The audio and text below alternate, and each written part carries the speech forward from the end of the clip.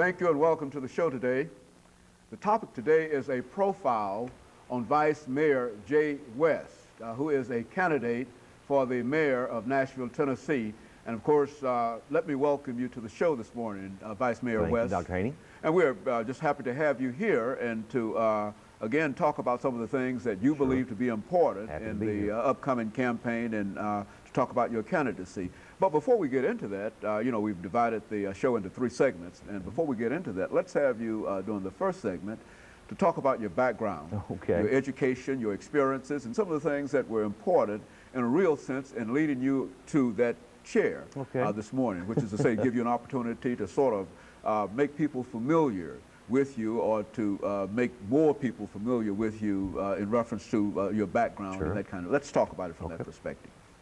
Well, I'm a native Nashvilleian. I was born around the West End Murphy Road area. I went to Ransom Elementary School. Now it's a teacher center now.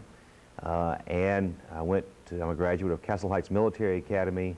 I did my undergraduate work at Belmont University, and I have a law degree from the Nashville School of Law.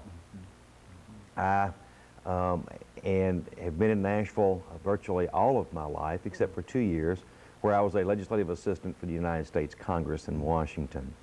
I currently work at, I am executive director of the Tennessee Society of Professional Engineers and Consulting Engineers of Tennessee is my employment. My background is politically is in 1983 I was fortunate enough to be elected councilman at large. At that time I was the youngest ever elected councilman at large, and then I served for 12 years in that capacity, fortunate enough to be re-elected twice. Then 4 years ago, David Scobie, who had been vice mayor for quite some time in this and served this town honorably, decided to retire as vice mayor.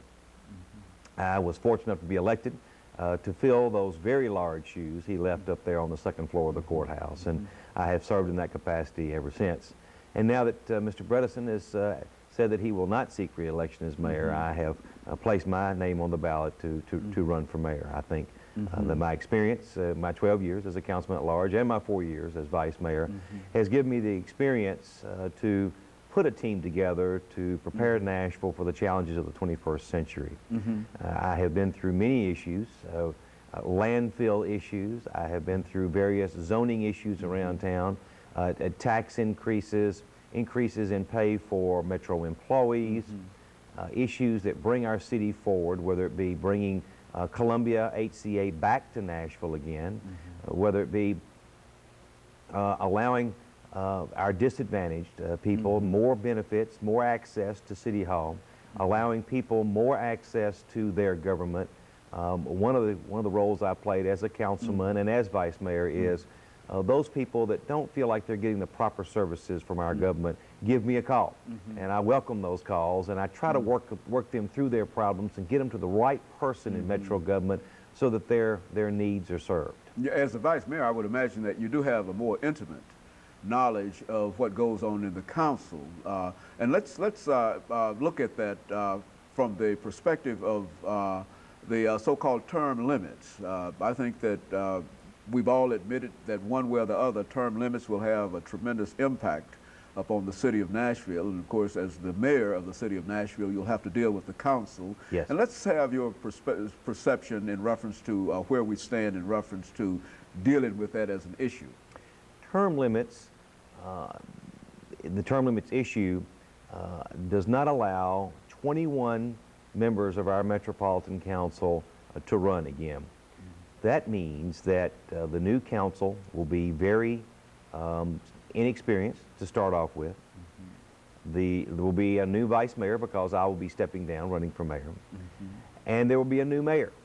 Well, that puts a lot of pressure on the mayor's office to have someone who is experienced, to have someone who knows what a council member has gone through, someone who knows what a vice mayor has gone through, and quite frankly, someone who knows what a mayor has gone through. I have seen 5 individuals serve as mayor of this city. I have personally served under 3 of those individuals. I've seen what they have done correctly. I've seen what they have done wrongly.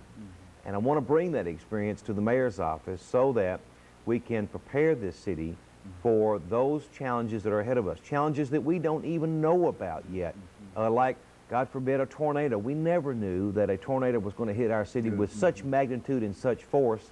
But I think Mayor Bredesen put a team together and took care of the situation that was in front of us. We never knew that an NFL team would give us the privilege of them calling us home. We never knew that 4 years ago, and that was never an issue in the mayor's campaign 4 years ago. But Mayor Bredesen rose to the occasion and did what was right. And so there are a lot of unknown issues that we don't know are facing us out there, that you will have to have somebody who has the experience to tackle those issues and use their experience and put a team together. The mayor's office is much bigger than any one person. It takes a team of department heads, and it takes a team of staff members to challenge those, to meet those challenges that face the mayor's office, and to come up with new issues, alternatives, initiatives that will bring our city forward, not just to wait for a fire to break out, if you will, but to prevent those fires, from breaking out, to be a salesman, if you will, for this entire city, the sales manager of Nashville. The mayor needs to get out and promote tourism, to promote business, to promote those things that make Nashville a little bit better, special place to live in America. Nashville is really coming into its own. We have a network, after all, named after us. We have international presence with our city here, and I think we need to bring that forward, capitalize on that without compromising our quality of life, the safety of our neighborhoods, the quality of our education, our law enforcement ability. Those things should never be compromised. Nevertheless, we have the tools that can really make us a premier city, to make everybody proud of Nashville. I've traveled all over the United States and Europe, and I used to say I'm from Nashville, Tennessee. Well, I've dropped Tennessee. Now I say I'm from Nashville, and everybody knows what I'm talking about. We are really a popular city, a city that the entire world is looking at, an emerging city that people know that is on the go. We have our act together, if you will, and I think we have a city that all of us can be proud of, although it's not perfect. We have some problems here with our drug use and our drug sales, and our crime rate is not as low as I'd like to see it. Our response time from the ambulances and the fire trucks are not as quick as I'd like to see it, and I want to do something about that. We don't have as many police officers as I'd like to see. I will do something about that. We have a tremendous school construction program that is ongoing. Yeah, let's talk about the schools, and we want to do that. Go on.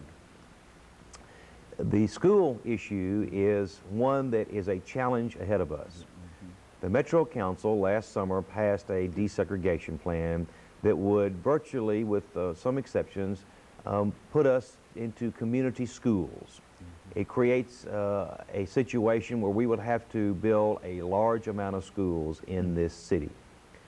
We are under the watchful eye of the minority community and the federal district court. We must do it correctly. We must do it according to law. We must do it according to what's right. We must do according to what we need to do to serve the children of this county equally, to make sure every child has an equal opportunity for a quality education, no matter where that child lives, anywhere in this county, an equal opportunity to have access to a teacher. That means we have to reduce our pupil-teacher ratio, an equal opportunity to be exposed to those things that will make our children prepared for the challenges of the 21st century. Technology.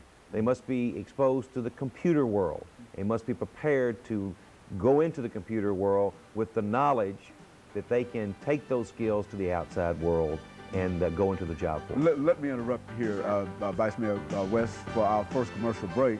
Of course, we'll be back with our audience following this short commercial break.